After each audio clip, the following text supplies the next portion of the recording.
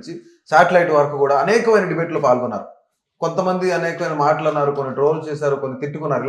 ఇలాంటి మాటలన్నీ పడ్డ మీరు కొంతమందిని టార్గెట్ చేశారు. ఆ టైంలో ఎవరైతే మిమ్మల్ని టార్గెట్ చేశారో, ఎవరైతే మిమ్మల్ని ఇబ్బంది పెట్టారో వాళ్ళందరినీ ప్రస్తుతం కూటమి ప్రభుత్వం వచ్చిన తర్వాత రాయపాటి అరుణ గారు టార్గెట్ చేశారంటున్నారు. నిజమేనా? ఎక్కడండి, నేను అసలు ఎవరిని టార్గెట్ చేయాలి. నాకు ఎవరు టార్గెట్లు గట్రా అంటే నాకు ఆ పాలిటిక్స్ తెలియవు. లిటరల్ గా నాకు ఆ పాలిటిక్స్ తెలియవు.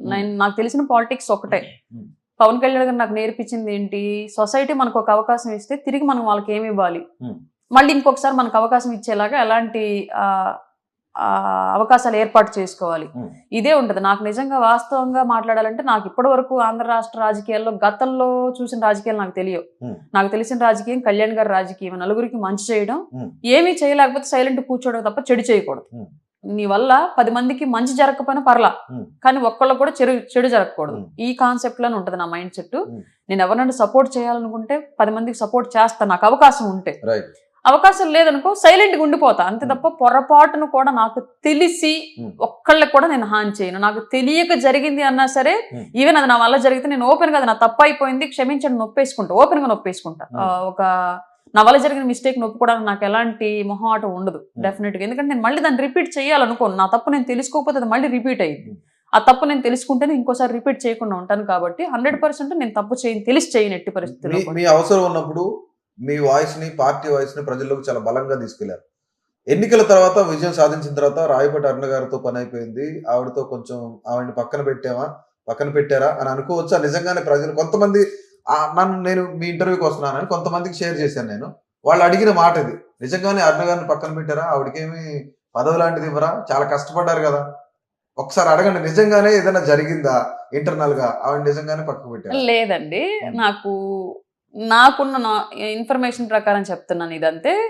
నాకు నామినేటెడ్ పోస్ట్ లో డెఫినెట్ గా ఒక పోస్ట్ ఇస్తారు ఏదో ఒకటి అనేది నాకు ఆల్రెడీ పార్టీ పెద్దల నుంచే వచ్చిన ఇన్ఫర్మేషన్. ఇది పక్కన పెట్టడం అనేది పార్టీలో కష్టపడ్డ వాళ్ళకి జరగదు. కాకపోతే ఒక్కొక్కళ్ళకి ఒక్కొక్క టైం గ్యాప్ లో కొంచెం హైప్ ఇచ్చేది ఉంటది. ఒక టైం నుంచి సర్టన్ అంటే నేను పార్టీలోకి వచ్చిన దగ్గర నుంచి, ఓపెన్ గా నేను పార్టీలో దగ్గరికి వచ్చిన దగ్గర నుంచి, నేను ఎలక్షన్ తర్వాత నేను సైలెంట్ అవ్వాలి అనుకుని నా అంతటి నేను అనుకునేంత వరకు కూడా హైప్ లో నేనే ఉన్నా.